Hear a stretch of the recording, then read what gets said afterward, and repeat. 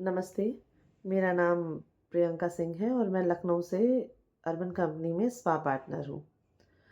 मेरा ये वीडियो बनाने का एक ही कारण है कि मेरी आईडी को ब्लॉक कर दिया गया है 14 दिसंबर मिडनाइट से।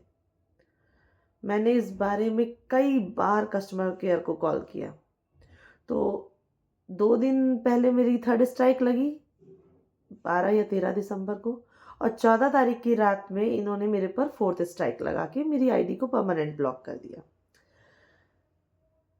हमको तो ऐसा लग रहा है कि हम कंपनी में नहीं काम कर रहे हैं, हम किसी जेल में काम कर रहे हैं। मतलब गलती हुई और हमको ब्लॉक, माफ़ी नहीं है उस चीज़ की, गलती हुई क्या? कैंसिलेशन हो गए भाई, तो कस्टमर के द्वारा हुए ना, हमने तो नहीं किए। कस्टमर को कॉल क्यों नहीं करी जाती है? आप कस्टमर से भी तो पूछ सकते हैं। और वो मेरे दोनों रिपीट कस्टमर थे, एक की शादी थी और एक का ऑफिस था, और हमको ब्लॉक कर दिया गया। और अब हमसे ये कहा जा रहा है, नहीं मैम, अब 1 साल के बाद ज्वाइन कीजिएगा। क्यों? मैं 1 साल के बाद ज्वाइन करूंगी तो पहले उस 12 महीनों में मैं क्या करूंगी? पहली चीज। दूसरी चीज, अगर मेरी रीज्वाइनिंग होगी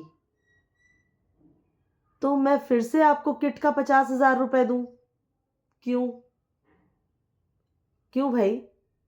तो कहीं ना कहीं आपको सिर्फ पैसा चाहिए, आपको क्वालिटी नहीं चाहिए, आपको काम नहीं चाहिए कि मैंने कितने रिपीट दिए इन 5 साल में, आपको वो नहीं चाहिए।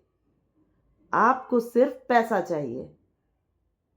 ऐसे नहीं चलती है कंपनियां, और ये बात कंपनी को समझनी चाहिए। पहले भी चल रही थी, उसी हिसाब से चलती रहती, ना कंपनी को दिक्कत होती ना हमें दिक्कत होती। लेकिन अब कंपनी को लालच की वजह से कंपनी इतना परेशान कर रही है, इतना परेशान कर रही है, हर छोटी छोटी बात में ब्लॉक। प्रोडक्ट इनका, सामान इनका, बारकोड इनका। अब वो स्कैन नहीं हो रहा है तो उसमें हमारी क्या गलती है? हमारा अगर प्रोडक्ट स्कोर गिर रहा है स्कैनिंग की वजह से, तो क्या इन लोगों को अपना देखना नहीं चाहिए कि बंदी ने ऑर्डर लगा रखा है, उसके बाद सामान अवेलेबल है? हम सामान खरीद रहे हैं और सामान स्कैन नहीं करेंगे, कैसे पॉसिबल है? फालतू के नियम, फालतू की कानून ला के इन्होंने इतने ज्यादा लोगों को सड़क पर खड़ा कर दिया है, और जिसकी कोई सुनवाई नहीं है। हाँ, किसी का वीडियो वायरल होगा तो सुनवाई हो जाएगी, थोड़ा सा 1-2 दिन हवा हो जाएगी। ऐसे नहीं होता है।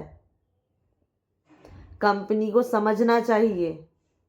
कंपनी को मैंने मेल भी किया, लेकिन उसका भी आज तक कोई रिप्लाई नहीं आया है। तो मेरा आप लोगों से सिर्फ इतना कहना है, जैसे अधिवक्ता समाज एकजुट होकर सड़क पे उतरा है ना, अब एकजुट होकर सभी कैटेगरी के लोग, मेल हो या फीमेल, सड़क पर उतरो, बात करो और अपनी चीजों को रखो। नियम कायदे मानने वाले माने जाते हैं, सारे नियम नहीं माने जा सकते कि आप हमसे ही काम करा के हमारी गर्दन काट देंगे।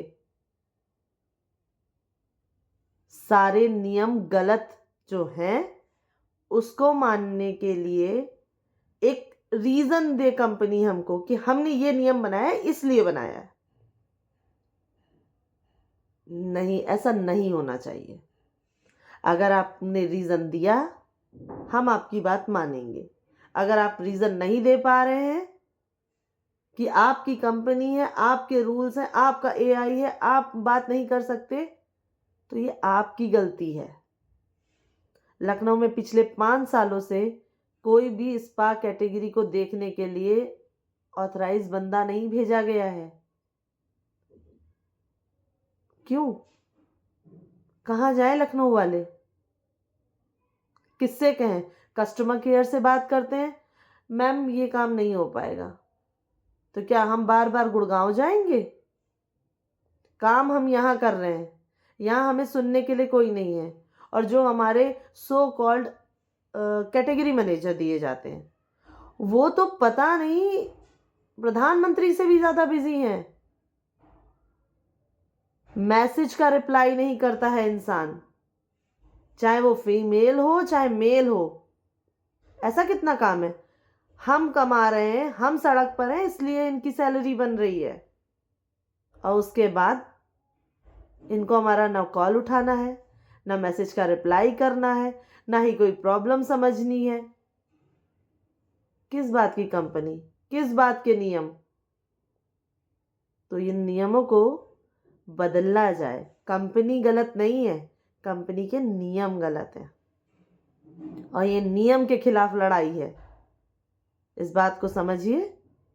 मुझे बस इतना कहना है, आईडी ब्लॉक की जा रही है तो उस चीज़ का वैलिड रीज़न होना चाहिए। कस्टमर से बात कीजिए, ना कि हमें ब्लेम कीजिए। धन्यवाद।